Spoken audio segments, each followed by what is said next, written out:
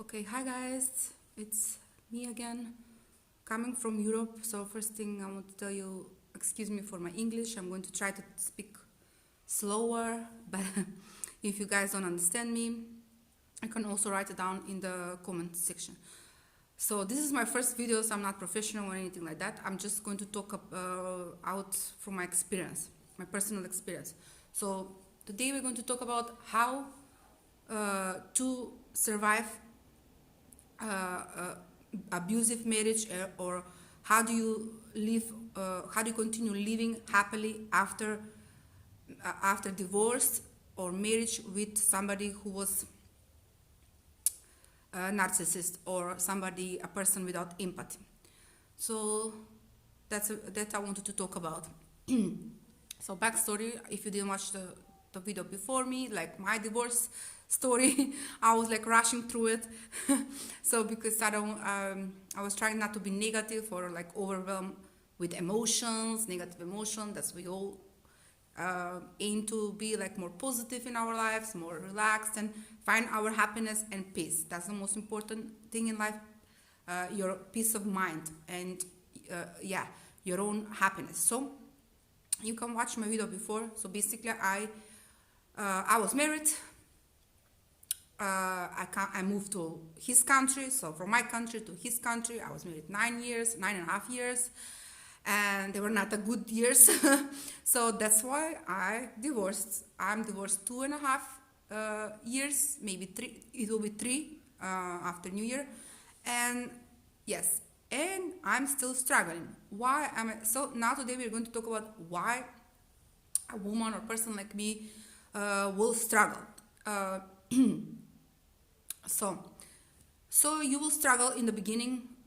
It's normal when you go through divorce. It's difficult. Divorce is difficult for everybody, but especially if it's very difficult in my circumstances, which are very different from circumstances like if you're divorced but you live in your own country and your parents are across the street, or your cousins, your sister, your brothers, your family and friends are there. So that's not my case. My case is different because I moved, yes, voluntary back then. I moved to his country. So from Macedonia, I moved to Belgium. I live in Belgium 11 years. So 9 of which were in a marriage. So yes, so living after the divorce. In my case, my divorce, not because of me, my divorce was not a civil divorce, and still it's not, believe it or not. So believe it or not, yes, after 2.5 years, I still don't find peace. I personally I was the first one saying I want a divorce. It doesn't even matter who wanted divorce. Probably he wanted divorce too, but I was the first one saying it because the marriage was extremely bad. Very opposite people, like very opposite, like totally no communication, no love. I don't think so. Like it basically was that kind of abusive, verbally abusive situation from his side. I was never verbally abusive. So yeah, so that's how you end up in the situation where you are like, even you are the one who said that stop to the abuse, stop to the verbal abuse and psychological, emotional abuse. You, even when you think in your head that will stop, it actually doesn't stop. Especially in cases when you have children or child or a small child under 10 years old. And by the laws here in Belgium, so if he wants to take half custody and he's like a good provider and good father and so on, so that's how we share custody of our daughter normally. But is it normal? No. There was nothing normal in the communication in the marriage, and why would I expect there will be something different outside? So if the communication in the marriage is bad, I'm pretty sure the communication after the marriage will be even worse. So this is what I wanted to talk about for women who are who relate, who are in my situation, who are like suffering, and especially for women who do not have support like me. So after my divorce, I become extremely independent. I didn't ask for in not my country with a different language, right? So I did everything myself. It was extremely stressful. I still have stress while my ex, while he still, uh, every time I have to contact about my daughter or like make arrangements and this and that, every time it's like trying to offend me, blame me, calling me names, and basically like torture, emotional, psychological, verbal torture still. And you're just sitting there and thinking, why, like, what did I do? You just like, you're just starting to doubt yourself. Then you go back like, okay, did something? And then you figure out, no. And then, because you are the one who is peaceful one, because I was the one who wanted a civil divorce. I was the one who reached out. The communication, it's called two-way street. It's like one street, let's say me, the another street him, and basically communication and agreement is when you come together on the same road, like this. But when you are dealing with somebody with personality problems, I don't know exactly. I cannot talk about him. He was never in therapy. We never went to therapy before the divorce. I asked for it. He didn't want it. He's a stubborn person who says that he's nothing wrong with him, that he's always right, and he's always right, basically, that kind of personality. And no empathy whatsoever. So I was basically like all the time trying to talk, and he's like just, basically this is how I'm going to try to explain the communication. There is no communication when the other party is basically avoiding to agree, does everything, deflect, manipulates, argues for things that are not important. Then he will do everything then to basically agree with you, and that messes up with your mind, especially if it's child involved. So he has the anger, telling me that he will never stop hating me for I don't know what reason. He was also, I don't think he was happy in the marriage, just didn't want to admit. He has a new girlfriend, which is fine. And the thing that is not fine is that my daughter is small, and it was always because of multiple situations, like the language, because here we speak Netherlands, and I'm from Macedonia origin, so I speak the language, but very average, like I don't speak it perfectly. So the language, he with a more power here, with a good job and money and the car and taking her everywhere, and also his new girlfriend has 2 children from her own. So she has 4 children, but the 2 children are from her best friends from her class. That's how they meet in the school. So then they brainwash my child. So the next step is brainwashing your child to be against the mother, while I'm here alone, going to the institutions, going for the advocates, and getting to get my halfway of my rights for my daughter. So you can imagine, I go through all the stresses in institution, and they cannot even help me. If the child, so I'm trying to be a mother, but somebody else basically doesn't allow you that peace that I was talking about.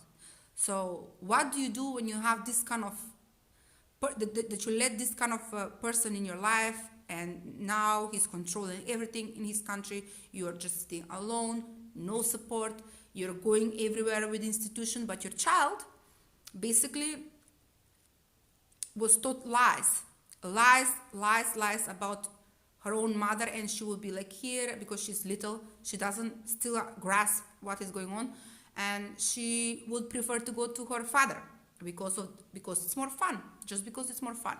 And so you can imagine, guys, how difficult is that for a mother. So I'm fighting. I'm still here. A lot of women would have been way before the 3 years before to go back to my country. That's always an option, but I just can never do, because I'm a good mother.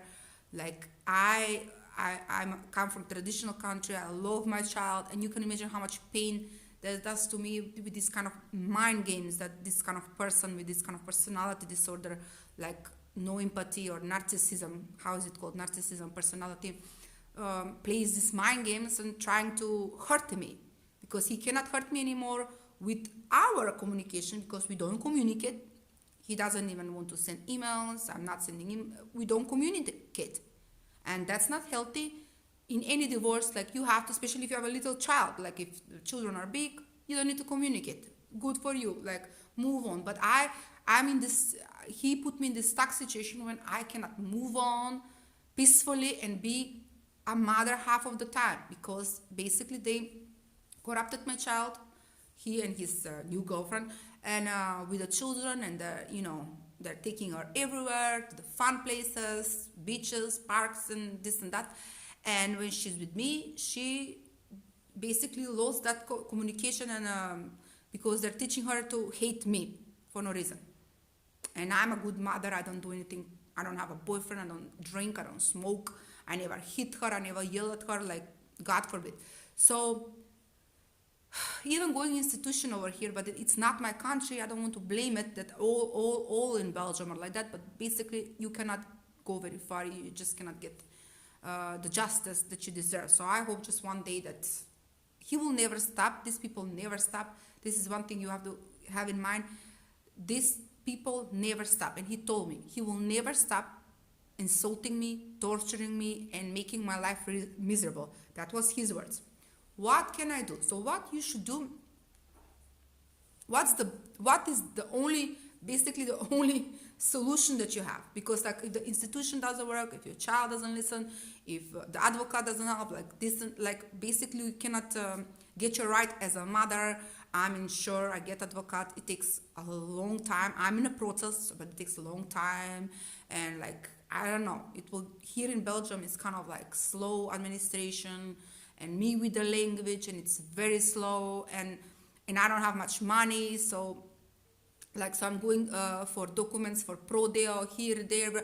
I'm struggling alone, nobody, but I'm still here fighting for my child. And he will still call me name, tell me I'm a bad person, crazy, calling me. That's the thing, that what they do, they're calling you crazy to everybody who wants to listen to them, basically people around him.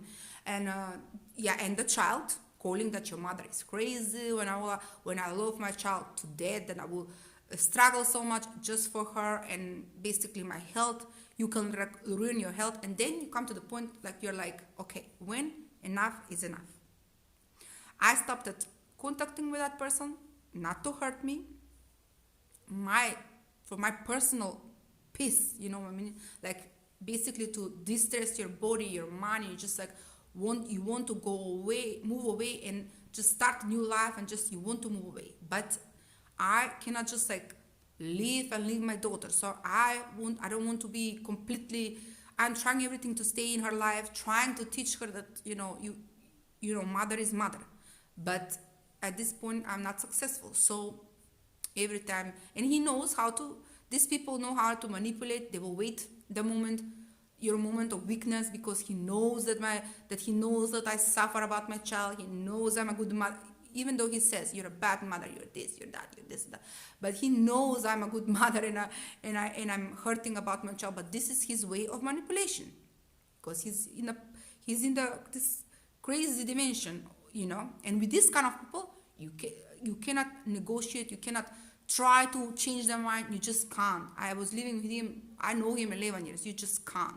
What you have to do is just totally, how bad it seems to people, you just have to say, like, I live now for myself. I need healing for myself first, so that maybe in a couple of months, maybe just in a year, you will be, like, in more better position, that you can explain to your child and go, and maybe the institution will be, like, starting to work, and things will start to change, and the things will get in my favor. Because at this point, I tried everything, and all it happened is, like, somebody's hurting me, and basically I'm starting to be sick, like physically sick from the stress. So what, ladies, you can do, or men, if you are, like, with this kind of person, or divorced, how do you survive afterwards?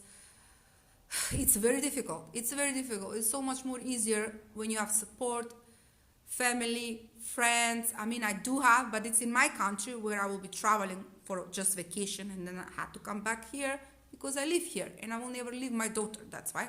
But I go for vacation just to distress and to get the support from my family. And then, you know, you will hear these people judging you. Oh, how can you just leave? How can you like? I'm not leaving. You know, I'm never leaving my daughter. She doesn't want to stay with me for no reason, except that the child is brainwashed. So what can you do? I tried everything. People, trust me. So woman, do yourself a favor. And men can be in this kind of abusive relationship, and then you think you are, you stop it. You think you're going to stop it, that abuse, and you're going to be free. And no, with these people, if you totally don't cut all contacts, if you don't cut all contacts, basically you're suffering, because these people feed all of your suffering and misery. Because I've been there, like I've been in a million situations. I can, out of my head now, let's not get emotional, but out of my head, I will see like moments where I'm like, they have party for my child and I'm not invited, and I was suddenly there, and they just chase me away from the, crazy stuff. And then I'm crying, he's laughing. Do you understand what I mean? Like I have in my head now million situations when I'm crying, he is laughing. So guys, yes. So I want to finish it. It was too difficult video to make. Next time I should make like notes. This is basically without notes, just from my head coming out, from my experience. So I wanted to share this experience, how hard it is. Maybe I was sorry for people who are triggered. I don't want to trigger anybody. You are very strong. If you are in my situation, with support, without support, you are strong. We don't know how strong we are till we are pushed in that back street, like basically in that corner, till we are pushed in that corner of no way out. Then we figure it out how strong we are. And we are strong, and we can survive it. And the good will always, and this is what I learned, good will always win against the evil. Always. And I choose to believe that, and everybody should believe that, and that's how the world, with all the bad things, still is here, and we're still here, and there is still good people. But when you had that unfortunate situation that you come up to this kind of people who, and they are among us, unfortunately, there are people among us damaged by childhood, I don't know, their backstory or whatever, and they don't have empathy. They don't listen. They don't know how to listen to the other person. This kind of bad people. You just please listen to from my story. I hope I didn't trigger nobody. I really do hope. I'm just trying to give advices and just take yourself out of that corner. Basically, even if it temporarily brings you sadness, and you will be like, there will be like a time of healing and time of, in my case, suffering, and with the child, because that's how he got me now. Basically, I'm like, he can hurt me with a child now at this point. But even at that point, you just have to, like, for your own sake and the future, the better future that you're going to see that. You have to just ignore it for some period of time. You just have to ignore it totally and never contact these people, because they're just waiting there to abuse you. Whenever you pick up, trust me, whenever I pick up the phone, try to talk nice and try to manage something or arrange something, I by the end of the conversation, I'm crying, hysterical. So these people are just feeding of your energy, and they're so negative. And these people will be punished, not by me, not by the law. There is this kind of balance in this world, and we have to believe that the good will win the bad. So I'm just not, at this point, I'm just going to take care of myself, distress, go to a vacation. I always love my daughter. I even have her her letter with me. I have her in my heart. Even if I don't see her every day or every week like normally I should, I'm still fighting, I'm still here, and we will make it. So it's difficult, I'm not going to lie. Watching mothers with children, sorry. But yeah, so we are strong. So we just have to totally, we made a mistake. I make a mistake, and we cannot just always blame ourselves. Why did you marry that person? How you didn't see the red flags? Yes, there is red flags. You should always listen to your gut for the red flags, guys. But you cannot change the past. Now we are here. We're just going to watch the future. And if you need therapy, I suggest to talk with therapists just to let it out. If you don't have some friends or family who are willing to listen, it's also good. Even if you have family and friends to listen, it's still good thing to go to therapy and talk with somebody who can basically like tell you it's okay and it's going to be okay. That's what you need. And I'm telling you that it will be okay. And you guys, hopefully, will see me in the future videos. It's going to be like a journey. I don't know what my video is going to be about. I like to talk about other stuff, but this is just something about from my personal experience, because I was watching true crimes and about these people who are narcissists, and this is how I went to come to this idea to talk about from my experience about how I survived it. Person with that kind of personality disorder, basically. I cannot diagnose him. I'm not a professional psychiatrist, psychologist, or anything, but yes, there is some kind of personality problem over there. If you just cannot talk civil and just come to the terms of the divorce after 3 years and just be normal and talk normal for the sake of your child, then it's something wrong with you, and this personal revenge or agenda that these people have is just not okay, and it's not going anywhere good. It's just sad all over. But I'm so strong. I'm still here, guys, looking crazy but I'm still here, and I'm looking forward. I'm actually more happy, like even in this sad periods when you're like, without the child, like you should be. I'm way more happy than I was all the 9.5 years that I was in that horrible marriage. So it's still better. So, and it's just going to get better and better. But please, guys, don't think you're alone. Don't think you're not strong enough. You will not pull through. You will, and it will get better, and it will get better. And you are strong enough. And if you guys have some questions, put it in the comment. If you don't understand my language, also please put it in the comment. I don't mind. I'm trying to improve my English, and I have a fun side of me. Like I have a sense of humor. So, but this was like serious topic. Basically giving you advice what to do. Basically move yourself out of that. Totally block that person who's making you misery and stress and upset you all the time. Totally, no matter what's the cost, at least for meanwhile, move yourself out. Totally move yourself out of that position, because you will never change that person. Never agree with that kind of personality. You will just be hurt, and that's not good for you. How will you take care of your children if you're healthy and you destroy yourself and then you're not healthy? Okay, guys. So take care. I hope I was clear. I'm hoping.